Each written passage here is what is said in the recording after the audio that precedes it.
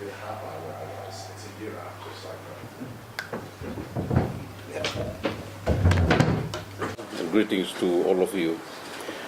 2 years ago, we celebrated the creation of this new institution, the Pacific Islands Development Forum for the peoples of the Pacific and for our future sustainable development. Today marks another notch in the PIDF as I launch the online consultations campaign on the PIDF Establishment Agreement. As Interim Chair of the Senior Officials Committee of the PIDF, I am elated to launch this important process, which I must say is purely unprecedented in the history of Pacific regional institutions, in as far as the development of a regional institution and its establishment agreements were undertaken. In our process, true to the inclusive and participatory vision of the PIDF, the views and opinions of the public, private, civil societies, academia, and all sectors and stakeholders in our Pacific societies and communities are important and should be consulted in its development and formulation. The PIDF agreement will set out key institutional and organizational arrangements governing the sustainable developments of the Pacific SEEDs. Therefore, it is incumbent upon the process that the voices of the Pacific people are heard and respected. They have to have a say in the design and establishment of the PIDF agreement before it is tabled before leaders at the third PIDF summit in August later this year for necessary approval and adoption. The consultation process is broadly participatory. It will be an open consultation across the Pacific using all mediums of communication. In addition to the process being publicly advertised, the online consultation campaign will have a targeted component. Tens of thousands of stakeholders in the public sector, private sector, and civil society will be contacted directly through various media to invite their participation in the process. With the launching of the online public consultations today, individuals, civil society organizations, and the private sector will have the opportunity to provide feedback on the proposed contents of the agreement. Its aim is to gain feedback on their suitability to create an institution that can achieve the green growth sustainability agenda in the Pacific SEEDs. I will encourage all of you to log into the PIDF website and access the information package for your views. Remember, your views are very important in the whole process, and you need to voice it out. The new agreement will only be enriched by your views and ideas. With these brief remarks, ladies and gentlemen, it is my pleasure to officially launch at this moment the online consultations. Vinaka. Just click this button here. Just click the button. Yeah. Right. It is. Yeah. Can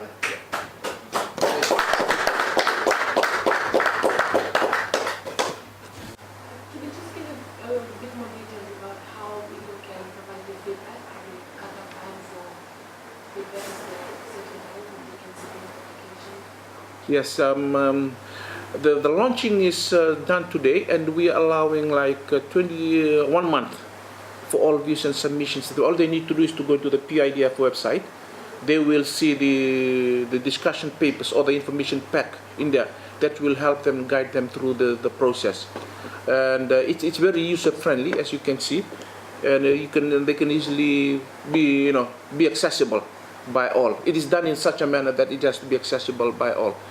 We're using a three-tier approach, so we are doing direct consultations and meetings with stakeholders in the region, but the online vehicle that we're using here is designed to be as accessible as possible.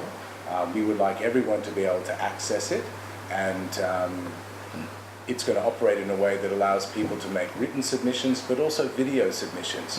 And this is designed specifically to reach youth who may not have the time to make written submissions, but who may be able to record something on their phone and upload it onto the website. And we're very interested in gathering opinions from all groups.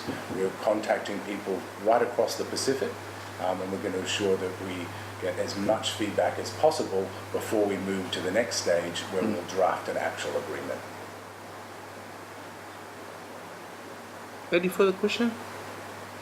Aside from this platform, or what other channels people have to provide feedback, because in the Pacific connectivity is a problem. Yes. We also have, you can provide written feedback the old-fashioned way, and there is an address on the website where you can send the feedback to, and we will take that on board as well. Yes. We're also having a number of regional meetings, one in April and then one in June, to allow stakeholders to come and meet and discuss the process as it goes along. Yes. We'll be identifying people from public sector, private sector and civil society from all the partner countries and inviting them to those meetings so that we can get their feedback face to face. You can see that true to the vision of PIDF being very inclusive in the participatory process, it engages all sectors of societies and it also allows all mediums, to engage views from sectors of society.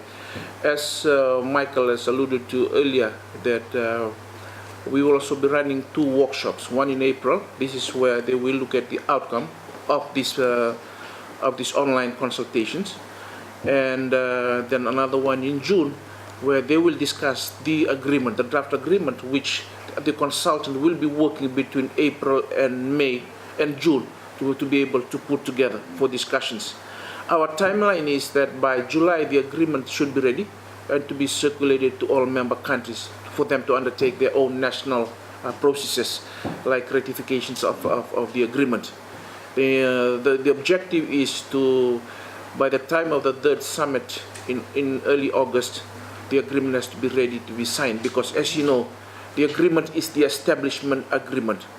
It is necessary for the agreement to be in place because other necessary work of the secretary or the organization will follow suit from the agreement.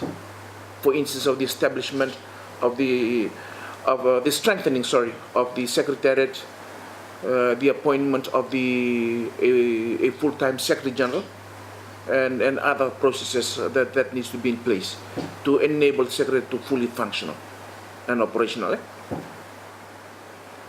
Any other question? Yes, I have one. With regards to the Pacific Island countries, how many countries are part of the It's about 17 now that have attended the last 2 summits. You can count it by the number of flagpoles outside. So the flags are those countries that have participated thus far. And with the agreement in place, it is our projections, our assessment that more will join, because now they can see that the organization is becoming out in full bloom, with the architect really clearly laid out, with the agreement in place, with the institutions and governance systems in place and clearly outlined, and the budgetary and finance models, adopted, which will enable the smooth operations of the organization from August onwards.